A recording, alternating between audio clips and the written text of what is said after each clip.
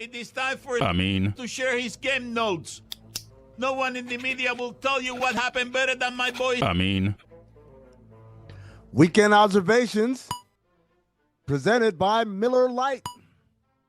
Then, after what felt like an eternity of waiting, a lifetime of nothingness, a vast gaping hole in all our lives, Friday night came and salvation arrived.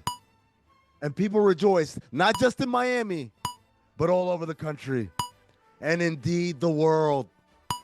And just like that, make no mistake, Las Rosas is back. Yeah. And also, also NFL football. Oh. You guys know what the L in NFL football stands for? What? Las Rosas. Shedeur Sanders Wait, so forced into a starting role due to injuries. Scintillating. 2 touchdowns in the first half. You guys know what else the L in NFL football stands for? Looks like the real deal. Afterwards, Shedeur confronts longtime Browns beat reporter Tony Grossi in the tunnel. Do you guys know what else the L in NFL football stands for? Long time. And also legendary. Tony Grossi did on ESPN Cleveland. He told Shedeur this was a big night for you. You guys know what else the L in NFL football stands for? Let's not get carried away. The preseason game. What are we doing? The big night? Come on now. Asia Wilson dropping the WNBA's first 30-20 game. GOAT. Diana Taurasi dropping more F-bombs in her documentary than points scored in her career. My GOAT.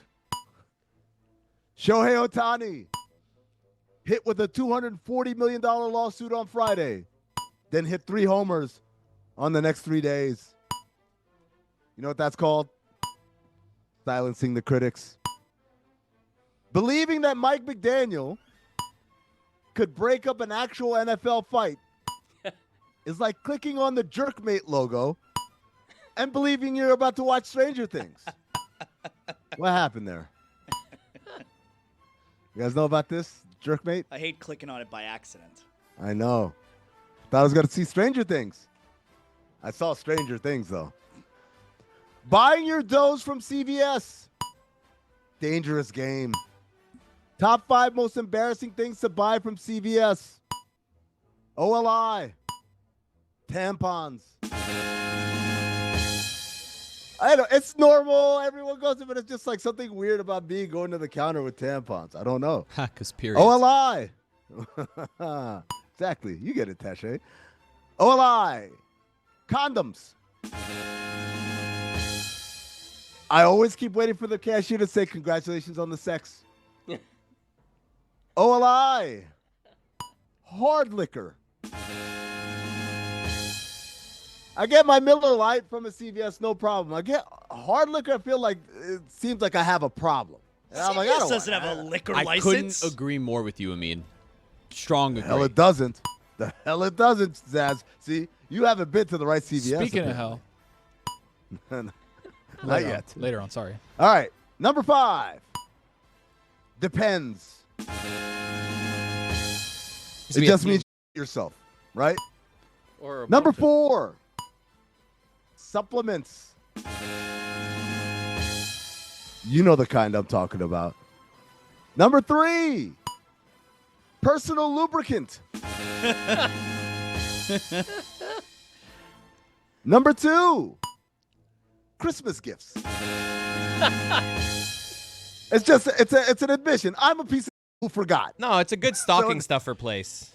You get a lot of stocking stuffers at CVS. No, you go Christmas shopping at CVS. I'm a piece of who forgot, and I got to get this gift in right now. And you also have the hard liquor in your cabinet. You're like, oh, this guy's definitely. And the lube? This guy's a piece of. The tampons? What's happening here? Who is and this number guy? 1. Those. Why would you just go to a sex store?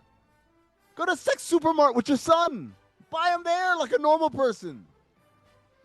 You ever The buy, Jets. You ever buy the Father's Day card on like the morning of Father's Day? Every year. And it's like this. Like it's better if you do it the day before. The day before, it feels like you feel like a good person. You do it morning of on the way over to your dad's, and you meet the other guy there that's also doing it last minute. And all the good cards are gone. It's like sad cards there. Like that's always a sad time. The morning of buying that card. Quite an admission by you. Mother's Day, man. Oh, Chris, that's honestly, I went with Christmas for number 2 because of the lore. But the reality is any one of those holidays, Father's Day, Mother's Day, like whenever you're buying the day of The card, you're good there. at CVS, they know you're a that day. piece. Yeah, for sure. They know you're a piece. Even birthday card, to be honest with you, because if you had time, you wouldn't have gone to CVS to get a birthday card. The whole card section. You know what? The whole card section. The Jets. Nope. Nope. Actually, you know what? Leave it in there. Embarrassing thing to get at CVS, the Jets. The Jets dropping a documentary next week that detailed the events of last season. That's the textbook definition of insult to injury. Nobody wants to relive that. Why? Why would you do that? What happened last year? nothing. Couple. Can we just watch sports at a certain point? Like Hard Knocks, there's the SEC show now, there's the quarterback show, the Jets have a documentary, North Carolina's going to have their documentary, there's a cowboy documentary. Like, can I just watch football and not worry about all that other stuff? We should do a doc of us watching football this season, and it'll come out at the end of the season. That's come out at the beginning of next season. Right. Because that's what the Jets did. Yeah. They took a whole goddamn year to put this thing together. What are you doing over there? Aaron Rodgers complaining about the new helmet he has to wear after the league deemed his old helmet didn't meet safety standards. You know what he's doing, right? Setting up those excuses ahead of time. The guy's a master excuse maker. Come on, guys. So, oh, it's the helmet. Oh, I didn't have enough good helper. Oh, it's always something with this guy. It's never I wasn't good enough. Paramount Plus securing the rights to UFC. Me clicking on Lioness for Zoe Saldana and getting Amanda Nunes instead. Collision Course. Good one. I wrote that one for you. Tom Brady statue. Looking more like Tom Brady than Tom Brady is like seeing the Jerkmate logo. Wait a second. I already used that punchline. Yeah, you did. Oh, my fault. All right. The Marlins. The bed. As soon as Taché started hyping him up, congratulations. You ruined it. Yeah, that's fair. Texas. Texas opening up at number 1 and having to face Ohio State in week 1. Doesn't seem fair. Also, how's the defending champ not number 1? Like, they're good enough for you to rank them 2 or 3, depending on who you ask, but not good enough to be number 1. They won it. The team that they're playing week 1 is a team that they beat en route to that championship. How are they not number 1? Does anyone have an explanation for it? I'm actually asking. This isn't part of the notes. I mean, Texas had a really good offseason. They acquired a lot of talent. And they got Arch Manning. Yeah. Defending champs, man. They used to mean something. I'm with you, though. Pablo Torre, Katie Nolan, and the third gentleman whose name escapes me. Discovering in 2025 the existence of Def Comedy Jam icon, Alonzo Jones. How? The episode should have been called Pablo Torre Finds Out About Black People. Hamburger. Wick Grousbeck. Thinking he could sell the Celtics for $6 billion and still remain in charge for a couple of years. When are they going to learn? Like, I know. It's like clicking on the jerk. Wait, hold on. How many of these do I have in here? Have you ever heard of Jerkmate? Meadowlark Media dropping a Tarasi documentary that didn't talk to the one Meadowlark Media employee who not only worked with Taurasi, but helped her win her first WNBA title. What the hell are we doing? Speaking of hell, Art Briles. Those are the weekend observations. Very good. Good job, Amin. I tried. When are That's these effort, owners, guys. or governors, when are these NBA governors going to learn? Like Wick Grossbeck, who, I guess, previously owned the Celtics. He's not going to own them anymore. They're selling the team. He thought he was going to stay on as the governor the same way like Mark Cuban thought he was selling the team, and he's going to still be like, you don't get to sell the team and still be in charge. When are they going to learn? It's so funny because, like you said, Mark Cuban has that. We're dealing with the same thing with the Lakers selling. They're saying Jeannie Buss is still going to be the governor. And the thing I keep saying is, imagine selling your car and then telling the guy who bought the car, oh, by the way, I still get to drive it. Yeah. It's still my car. You're paying for it, though. And in a couple of years, eventually, you get to drive it. Like, it seems like something if the guy buys a team for a few $1 billion, probably wants to be in control. They bought the team because they want the toy. They want to play with the toy. They didn't buy the toy so that someone else could play with it, and then they just say, oh, well, I own it. That's not – you don't buy a sports team for, like, the investment. I mean, sure, it's a good investment long term, but you buy a sports team because you're into the sport and you want to be able to say, yeah, I know Jason Tatum, and he comes to my parties all the time, and I sit courtside, and people come up to me, and I'm an important person.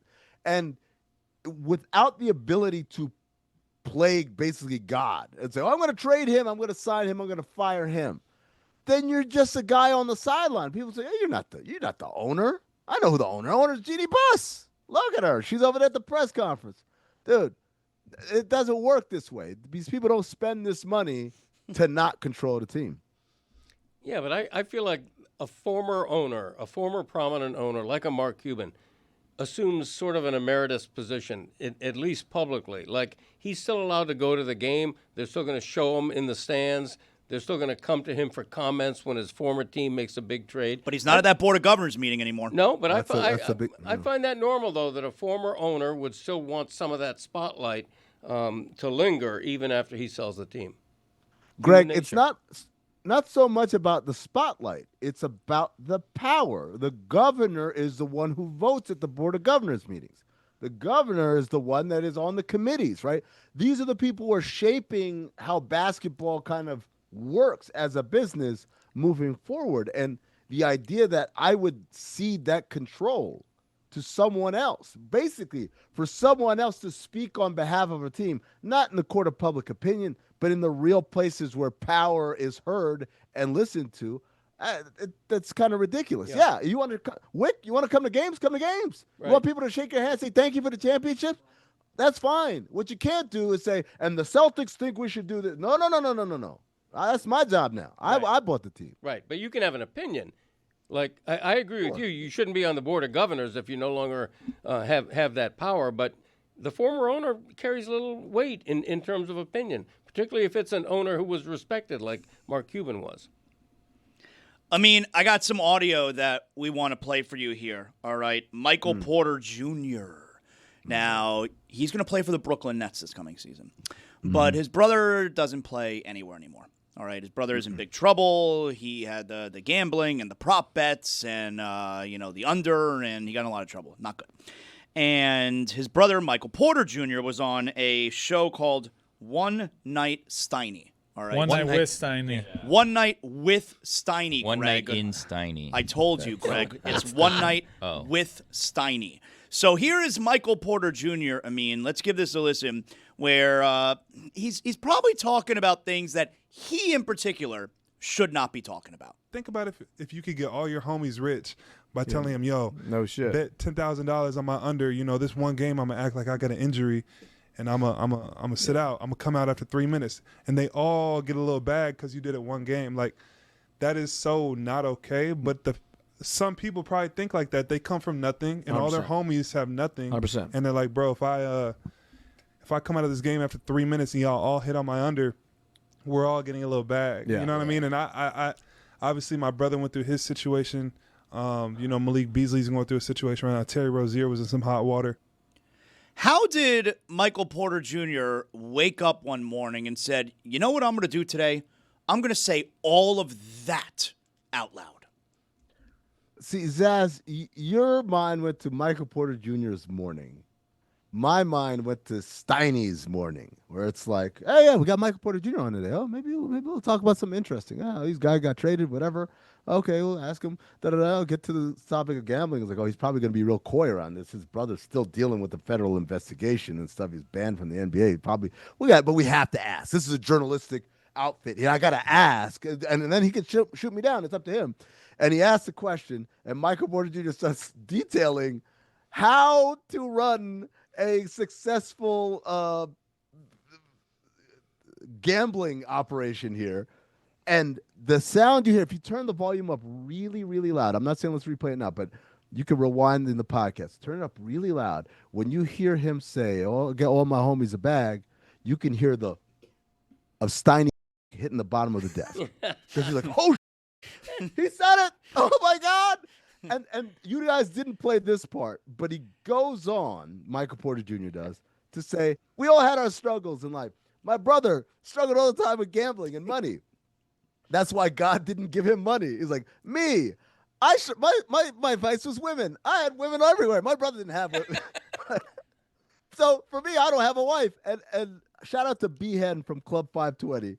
Because he said, my brother never got bitches, but I was swimming in it. Basically, it was the messaging by Michael Porter Jr. there. But it's fascinating. And one final shout out to Steiny. If you listen to him, I want to break in really quick. This is Steiny from the Nelk Boys, correct? Yeah, Steiny, the one that interviewed Netanyahu. Right. I thought this was Willie Cauley-Stein. Oh, I thought it was Mark Stein. No. What do you put? It was Mark Stein. It's actually Ben Stein. Yes. Here's the thing. My dick is really hard talking about gambling. Clear eye. Why do you sound like Shock G? Rest in peace. I once got busy in a Birth King bathroom. That's pretty good. Right there in Brickell.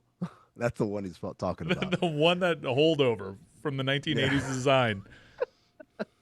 But yeah, no, like that. You hear him just hyping him up the whole time. 100%. Yeah, absolutely. Like, no, not 100%, Steiny. Well, I mean, the next time that someone on one of these shows disagrees with or pushes back against the athlete that's on their show will be the very first time that's ever happened.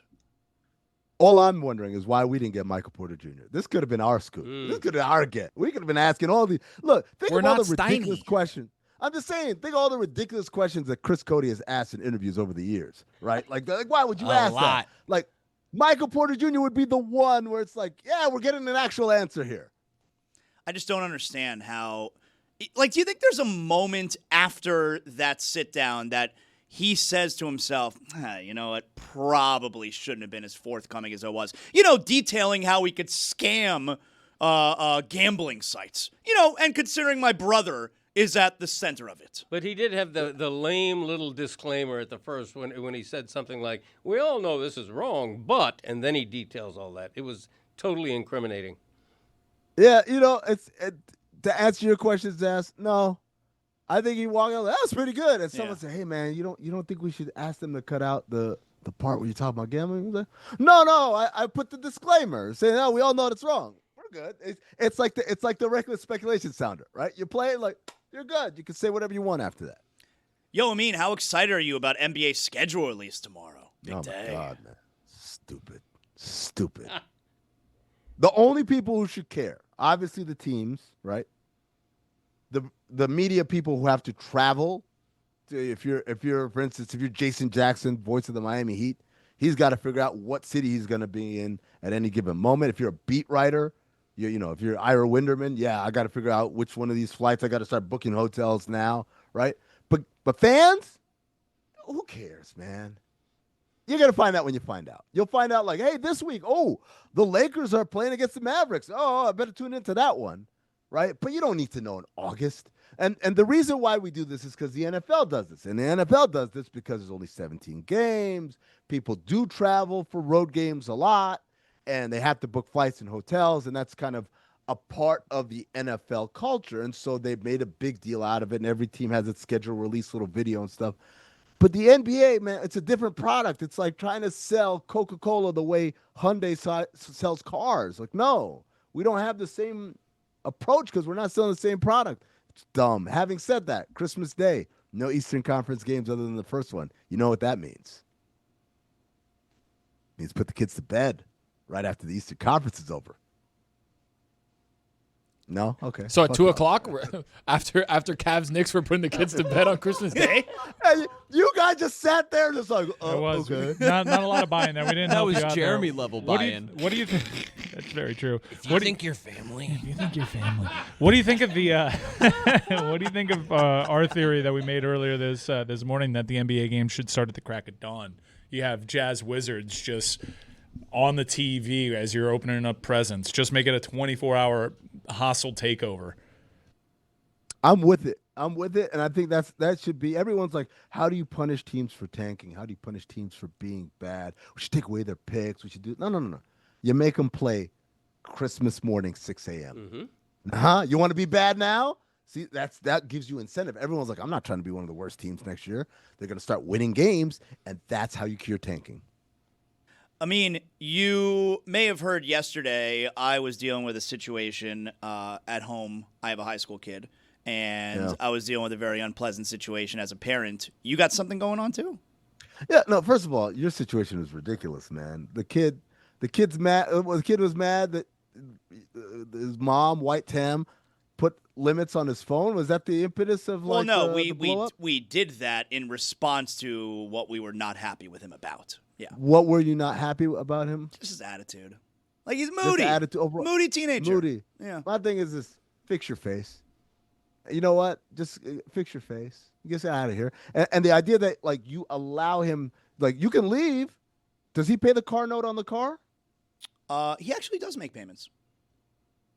Does he pay the car note? Does he contribute to the car note? Does he make the car note? I don't know what that means. What does How that does he mean? make the payments? Illegal gambling? With his the poker game that he's No, running? he works. He has a job. What's his job? He works at a card store. A card store? Yeah, trading card store. Yeah. They can do that? Yeah. 16-year-olds can work? No, he's responsible in that fashion, and we make him pay. He pays. He makes the payments. What about the insurance? That's true. We pay the insurance. Okay. Cell phone. Okay, there you go. Cell phone. Yeah, There you go, we buddy. pay that. Yeah. There you go, buddy. You gotta leave all that stuff behind. You can leave. You gonna leave this property right here. Yeah. That's a good, mature young man. I'm not insuring something that you're just driving around. You're mad at me about. Oh, I'm angry. I'm emotional. I'm on this. Be emotional on your feet. Walk it out. Gotta be honest. Get a bike. Him making car payments, it changes the whole dynamic of It's how not it's cheap, viewed. the car payments I'm either. kind of with this kid This now. kid needs it. Like, Yeah. I can pay my car, but I can't go watch the Arab fighters in Chicago? Yeah. I don't get that whatsoever. Shut up, parents. I'm with him. Loves the Arab fighters. The issue I'm dealing with, Zaz, is my child is a sophomore, and we just had curriculum night the other night, and that's where you go to all the classes and you meet the teachers and they're talking about this, that, and the other.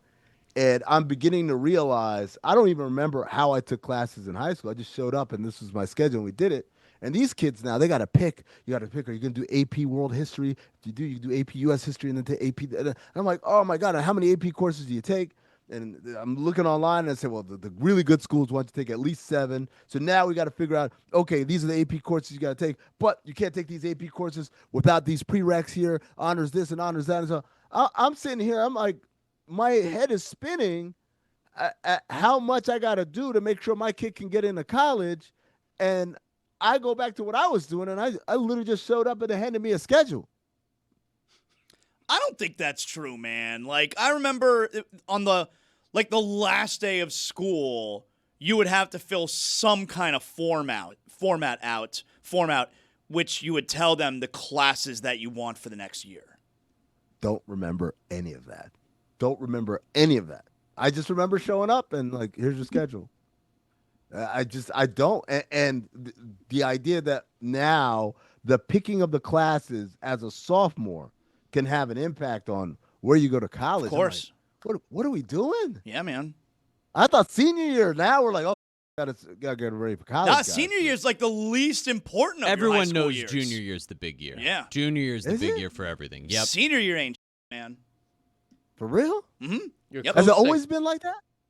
Well, the applications go out before senior year, so it's really based off what you've done in but- your junior year, and they'll keep monitoring the transcripts come your senior I was year. hardly in school my which senior is year. why you have to have some of those APs on the schedule. At early release, junior I did year, the 7 AP you're, class You're thing. applying to classes and some fingering.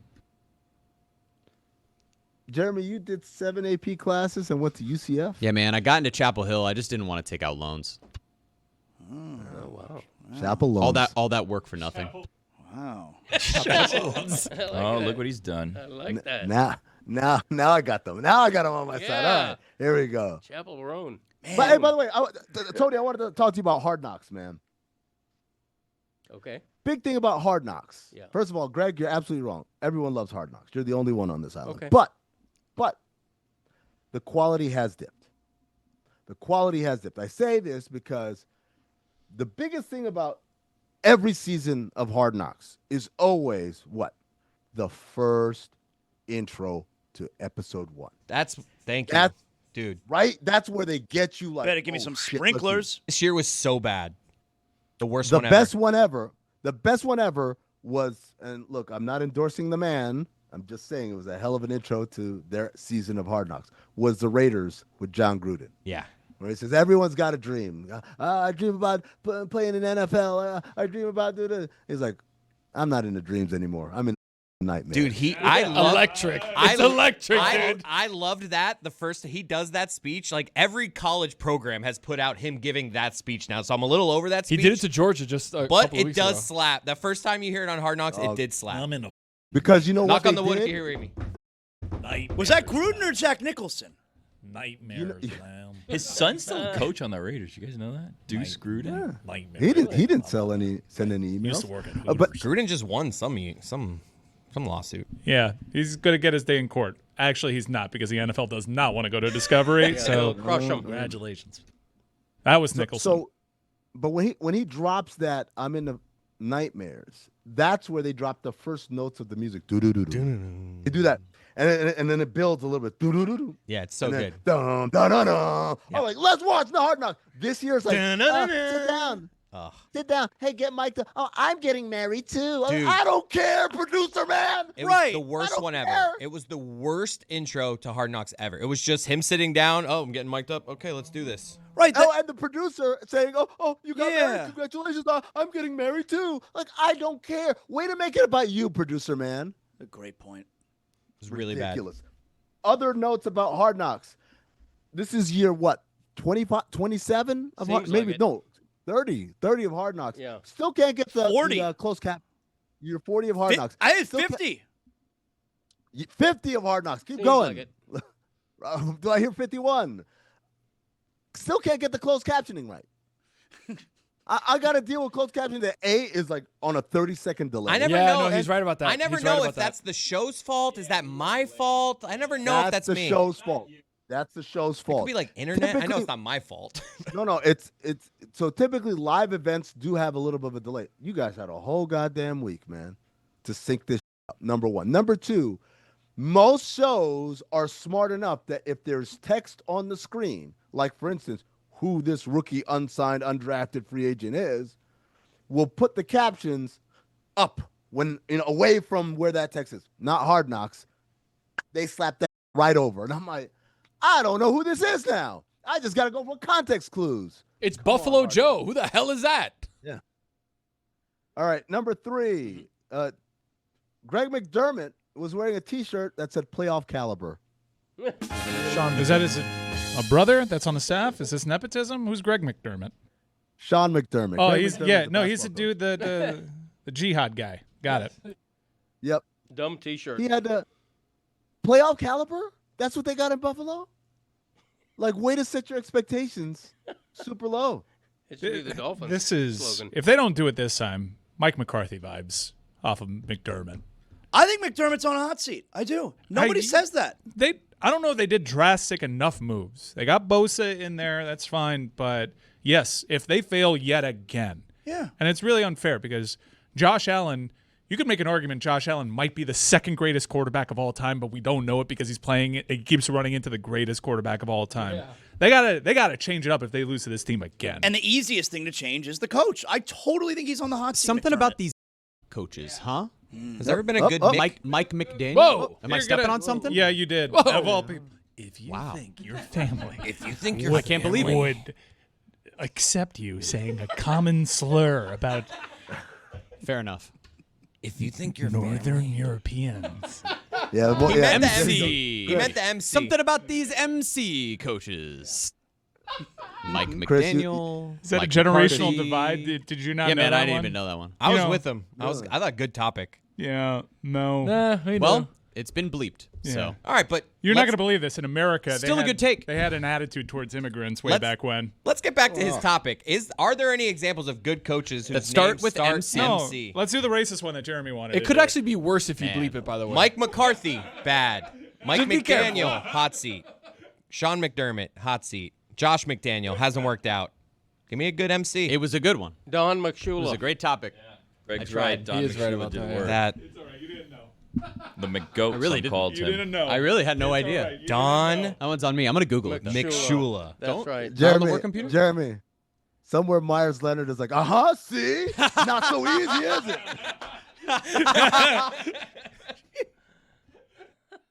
Ron McDonald, Greg. He's fine, Yeah. by the way. There you go. I mean, you Ron got anything else McDonald. from Hard Knocks? From Hard Knocks, yeah. Drifting with a kid in the passenger seat. That is can't- crazy. Drifting with a That can't 5-year-old. be legal. Dude. And That the helmet child- doesn't first of even fit. Fuck the helmet. The child is not big enough to sit in the front seat of a minivan, let alone a car that's drifting. And I thought it was going to be like, I saw the course and I was like, okay, so they've got cones and stuff. So he'll drive out to the middle and then he'll start drifting there. Nope. He starts drifting right around the corner of that building immediately. And I'm like, oh, this is CPS waiting to happen. I haven't checked Twitter, but I have to imagine people lost their mind. What do you right? think the Bills hate more? The driving recklessly or the guy like wrangling snakes? Like, what are they like? They don't have contracts where they're like, hey, you can't do dangerous. In the first episode, there were multiple players. Yeah, doing but dangerous Chris, the AJ Epinesa doing the python hunting, that's not that bad because the pythons aren't they're not venomous. Yeah. For that to come around and choke you, like you're doing something stupid. I just feel like the Bills can't love that. I can't love the dude drifting with That's a what I'm child saying. in the Like, car. this is first episode. child. 2 guys on their off day are doing insanely reckless things. My favorite thing is not only is there a child, but it's not like, oh, bless his heart, Junior loves drifting. We do it, whatever. It's like all of them, all 3 of them. It's Like, like hey, Daddy, they line up what's my for it. turn? It's proof that kids will follow you anywhere. Like, it's like, hey, let's go do this insanely dangerous thing. Like, yeah, Dad. Mike, not on a company laptop, man. Not on a company laptop. No, that's on me. My bad. Ball off me, coach. Oh man. Yeah, you're fired. Okay, I want to say one thing in rebuttal to Hard Knocks, and I know I'm in a room full of Hard Knocks lovers right now. I want to speak for the rest of America, okay? Right now, people who live in Buffalo are loving this Hard Knocks. People who live in the 31 other NFL cities are either yawning or switching over to a Honeymooners rerun. They don't care. Why? Those do are the pe- options. That's why what would a lot of Why people are would doing. people care about watching the inner workings of another team that isn't theirs? I just don't get that. Greg, I can only speak for myself. I love Hard Knocks because it makes me care about teams I don't care about, and it makes me care about players I don't care about. Like whenever I see a guy who like I saw from Hard Knocks, and obviously not like Josh Allen, clearly everyone knows who that is, but like one of those no-name guys, and then like 3 years later, he's in the NFL somewhere else. I'm like, that's the dude. I still to this day, I remember John Connor from the Jets Hard Knocks. They're like, oh, that's the Terminator. They called him the Terminator. He's a little fullback. And like for years after that, whenever I saw him, like, oh, it's Terminator, man. I don't know. It makes That ultimate it guy was 7-Eleven, right? 7-Eleven. Oh yeah, Chris Hogan. always Great open. one. Darren Waller was Yeah. that guy for a lot of people, right? Darren Waller. Yeah, I was like, oh man, I have a fantasy draft. Like, oh, who's that tight end on the Raiders? I keep seeing on Hard Knocks. Oh, let me take a flyer on him. Like, oh wow, this worked out. So I'm dating myself, but Bobby Scipio with the Kansas City Chiefs back in the day. What Yeah, a story. I'm telling you, like, it really does a great job. What Hard Knocks is, Greg, earlier you were like, oh, I feel like it's edited. Of course it's edited. This is a big commercial for the NFL. It's not meant to be revelatory at all. It's not a documentary. It is a great marketing tool for the NFL. It makes you fall in love with characters and people in a way in a league that doesn't really tend to market that way. They market the Shield, they market the teams. But this show makes you care. It shows that, yeah, I can care about things NFL related if I got to know the people behind the masks. I mean, before we let you go, you got a movie of the week for us? Yes, movie of the week. This is on Cinephobe. It drops tomorrow. Today, if you're a Patreon member, countthethings.com/ patreon.com/countthethings. There you go. That wasn't good. We got there. Yeah, all right. We can do that again. 3, 2, 1. Patreon.com/countthethings. If you're a Patreon member, the episode comes out today. Jurassic Park 3. Yes, this is the sequel that didn't have my man Jeff Goldblum, but brought back Sam Neill, who was not in Jurassic Park 2. And so me, Zach, and Maze, we pull it apart and look around and see if this was really deserved to be an under 40% movie, or maybe didn't get a fair shake. Did you know that, Zaz, that Jurassic Park 3, poor critic reviews? I definitely knew that. I don't think I've seen Jurassic Park 3 because it was received so poorly. Oh, you haven't seen that Spinosaurus? Dude, this is the one where they decide T-Rex not doing it for the franchise anymore. Let's upscale. I don't think I saw that. I don't know that. That's fool, where that started. Spinosaurus. Yeah, I don't know that fool. like if you watch the Jurassic World movies, it's all about like, oh, these bigger, badder dinosaurs like the raptors and the T-Rex weren't enough. That started in Jurassic Park 3, where they started trying to like branch out and let us know that there's some other things that are more scary than the T-Rex, which is kind of ridiculous. But also, it is the movie that gave us one of the most famous lines in Jurassic Park world history. Go on. Mike, can you recite it? We're going to need a bigger boat. No, close and very close. Very close. It's a bird cage. Look, every crew's got roles. On a team, on a group text, at a watch party. You've got the stat nerd, the vibes guy, the one who thinks they're the coach, and then there's the real MVP, the person that brings the cooler. And what's in that cooler? If it's not Miller Lite, I'm checking the roster. It's a 50th anniversary of Miller Lite. 50 years of showing up in big moments. Post-game tailgates, NBA watch parties, road trips to road games where you swore the refs were out to get you. Through it all, that clean, crisp Miller Lite taste just gets it done. 96 calories, 3.2 carbs. It's light, but it doesn't tap out early. You're over there arguing over who the GOAT is, shouting about NIL deals, someone's grilling. Miller Lite is always there, playing its role to perfection. Brewed for taste, simple ingredients, a legend since 1975, and still a first ballot Hall of Famer in my cooler. Miller Lite. Great taste, 96 calories. Go to MillerLite.com/Dan to find delivery options near you, or you can pick up some Miller Lite pretty much anywhere they sell beer. Cheers to 50 years of Miller Lite. Celebrate responsibly. Miller Brewing Company, Milwaukee, Wisconsin, 96 calories and 3.2 carbs per 12 ounces. I mean, Cinephobe does such a great job of covering these poor movies, but right now, I have a bone to pick with you. I don't know if you guys have ever done emergency episodes, if you've ever struck while the iron is hot. Right now, this War of the Worlds with Ice Cube is having its moment. And for you guys to not jump in on the action and put out an episode yesterday feels like you're letting your audience down. Has there ever been an emergency episode for a really, really bad movie that has taken over the pop culture? Man, I don't think so. I think the closest thing we got was the Mortal Kombat. The Home and Home. Mortal Kombat episodes. Yeah, but that was just to preview the actual new Mortal Kombat movie that was coming out. Which, by the way, Mike, I don't know if you saw Mortal Kombat 2. Yeah. Oh, I saw the trailer. Thank God we're getting away from that guy that wasn't in the games. I hated that character. Yeah. I don't know why they do this. Like, I genuinely hope he dies in the first few minutes. We don't need more, right? We don't need more. Really quick, by the way, before I get out of here, Mike, I do want to say, because you are an aficionado of international soccer, I don't know if you saw Sudan beat Nigeria 4-0, and this is like a massive thing. This is an AFCON play, and Nigeria is the gold standard in AFCON. Look, I'm gonna tell you a quick story. 25 years ago, I was in Sudan for a World Cup qualifier that was played in Sudan, and if Sudan won that game, they were going to go to the 2002 World Cup. And they had to beat Nigeria. Nigeria, if they lost the game, they were out. They knew it. So they had to win. They brought back all their top tier talents, Akosha, Kanu, all those guys. And I was like, man, we can do this. So, why not us? All this stuff we're playing at home. And Akosha is getting on the bus, and people outside ask him, what's going to happen today? And he holds up a hand, and he goes, 5. We're going to beat them by 5. They beat us by 4. And it was crushing for me in the stadium just to see everyone turn on the team after one goal, because Akosha scored this amazing goal, and they started dancing. Everyone started dancing too, and I was like, this is awful. One day we'll be good enough to beat them, and we'll return the favor. And 25 years later, we finally did it. We gave them 4. Wow. Suck it. It's a great story. Took a while. It's a great story, the Sudan soccer team. What up, Juju? What up, y'all? How y'all doing? We're doing great outside of Jeremy. Greg, make yourself at home, by the way. Right, Jesus, Jeremy. You kiss your mother with those lips? Man. This is going to be haunting me all day.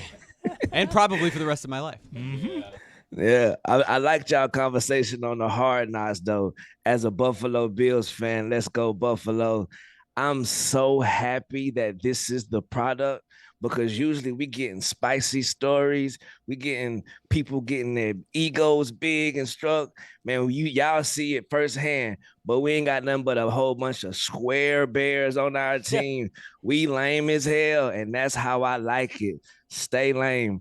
I was watching it through the lens of like watching it, like me and my girl, just trying to imagine Amin watching this, or just a random person who don't love the Bills. And I was like, boy, when KJ Hamler pulled that scooter out of the box, I was like, oh, they hate this shit right here. That is true. It's like kind of like your own brand. Like I was riveted by Joe Philbin on this thing, but the nation couldn't have liked that. I thought you were talking about your farts. Right. It's like an own brand thing. It is kind of like Hard Knocks. This is almost like farts. Like everyone likes their team. Smelling your own farts. Yeah. Never heard it put quite so eloquently. Yeah. Thank you. Juju, are you glad that Mac Hollins isn't there? Because I feel like if Mac was there, this would be the Mac show this season. No, he's fun. This would be the Mac show. Yeah, you're right. Fun. But I'm not mad. I'm mad he's gone, though, because I think he was a good talent. Yeah, Matt Collins, former Greg Cody Show guest, by the way. Is that so? Oh, yeah, that's right. Where'd he rank on your list of all-time guests? He's on there. I think he was in the top 50. He's in the middle somewhere. Yeah. Top 58. But Juju, I think you just coined a great phrase for the Bills, like their season theme, stay lame. Yeah. I like that. Stay lame as hell. Stay lame. And Zach said it earlier, McDermott on the hot seat. Boy, McDermott been on the hot seat with me personally, specifically, for about 3 years now, because we keep coming up to this certain point. We ran the same play a lot of times last year in that game, like to the same side. It's like, hey, man. But salute to my brother. He told us he was just getting through a bout with skin cancer last night. So you got to know, much love to the McDermotts and all the other MCs. Is this a post-game vibe, Dad? Like, what are you going for here? What do you mean? Just this vibe you're going visually. Yeah, it's casual. It's a post-game thing. Right. Nice. Yeah. I love it. I'm loving it. I saw something online yesterday. Now, I don't know if I'm getting catfished or what, ball sat, but I saw that a picture of Brock Bowers finally came home. Saw that too. Is this real? Did y'all see it? I saw it, but that's once big again, if true. Not sure if it's true, but I saw it. Right. I think it's super, super good news if true. So it made me make a top 5 people in sports that need to come home ASAP list. Ooh, It's not good. All right. Not sports Right. media, right? I have my own guess. Regular sports, right? Not sports media. The Derek White Memorial. Hey, don't give away the game. Already happened. I know. Right. OLI, Chris Paul. This way, brother. This way. Really? I thought he had the Come on. Kobe like super low boy, like 0 all across. Yeah, it looks like that from that angle. But whenever he playing with the team and he get a foul on him, over with, sir. Juju, Salute, though. Juju, you know what the problem is? He's got the same thing. I don't want to. There's another guy that might be on your list, but he's got a really strong hairline. Yeah. But then behind it, it's like a Hollywood facade. You know how like it looks like New York City. I know who Amin's talking about. Yes. Number 5. This is a deep cut, but if you real hoopers know, Devin Carter from the Sacramento Kings. Son of Anthony Carter with the Nuggets. Brother Come home soon. He got a drippy curl that's spotty. You know them drippy curls, once they go up here, it is a wrap. So please come home, brother. Dude, and it's hereditary because his pops was early too. He came in the Right. league bald, not by choice.